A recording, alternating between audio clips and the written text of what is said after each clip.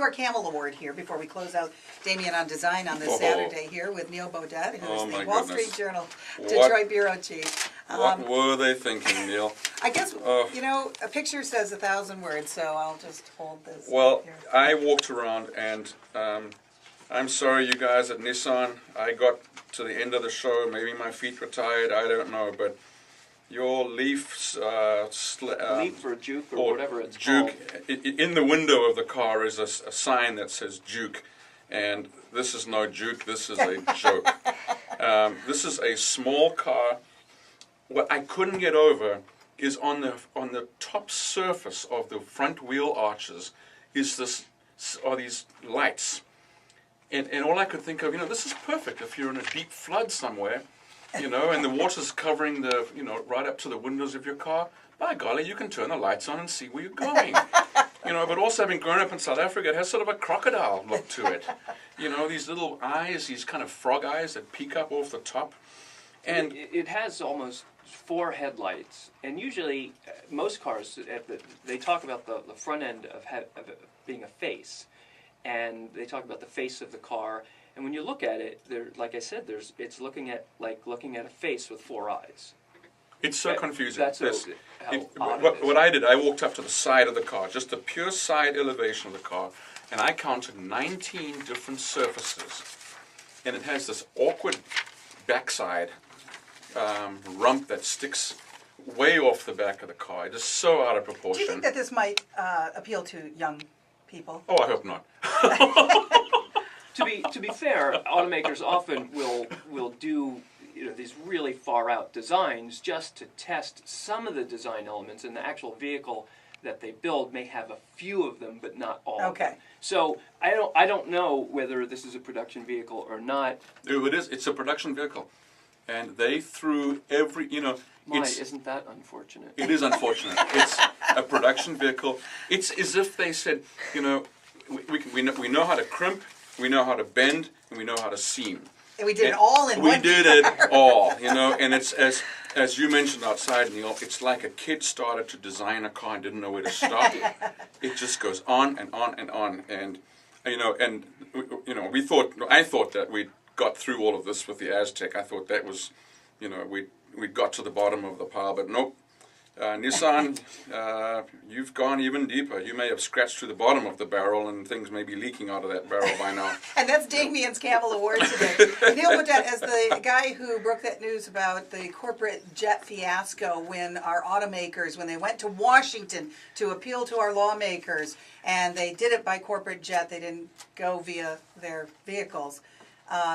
Wall Street Journal, you broke that story, didn't you? Yeah, it's kind of an odd story. Just a few days before the hearings, this was back in the fall of 2008, I got a call from somebody at Chrysler who mentioned he was heading out to the LA Auto Show, and I said, don't you have to go to the airport? And he said, oh no, we're taking the jet. And I said, you're taking the jet? And this was at a time when Chrysler and GM were essentially out of money. And I thought it was odd that they would fly a corporate jet to the LA Auto Show rather than take a commercial flight and save the money given their tough financial situation. Then we called around and found out, asked how are the CEOs getting down to Washington, and they told us all 3 companies, Ford, GM, and Chrysler, oh, we're taking the corporate jet. And it just seemed out of place to fly a corporate jet and then ask for public money. They were talking about $25 billion. And we wrote something fairly short on our website, just pointing out, not a slam, not a hatchet job, but just pointing out that that's an awkward juxtaposition to fly on corporate jets and Certainly. ask for a bailout. Yeah. And once it was on our website, it was noticed by other people and repeated, and then I have to give credit to ABC News. They're the ones who sent the camera crew over to the airport. Don't you think that was the turning point for the auto industry, for becoming more real? You know, in hindsight, it was the best thing that's ever happened for the American auto industry. They're unshackled now. They've lowered their costs, and the most amazing thing to me is that the United States has suddenly become very, very competitive in auto manufacturing. Yeah. Nissan, Honda, Toyota, all of them are now expanding their production plants in the United States so they can make cars in the U.S. and export them to other markets around the world. Right. It's astounding. BMW, Mercedes, both have plans. BMW's in South Carolina, Mercedes in Alabama. They're expanding those, and they're exporting from there. So the Right. United States has become very, very competitive in automaking, not just Detroit. And this is a great thing. The automakers, the Detroit 3, over the next 3 or 4 years, are planning to spend about $20 billion expanding plants, modernizing plants, all across the Midwest. This is almost like a Marshall Plan for the Rust Belt.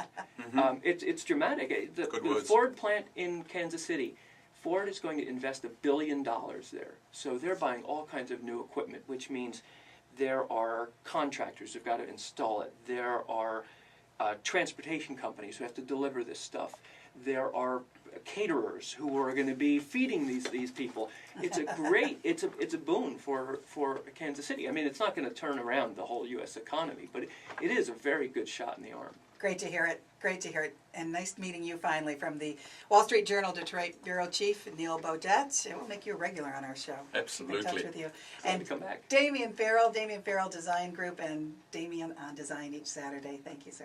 Thank you. You're listening to Business Talk 1290, the Lucy Ann Land Show on 1290 WLBY.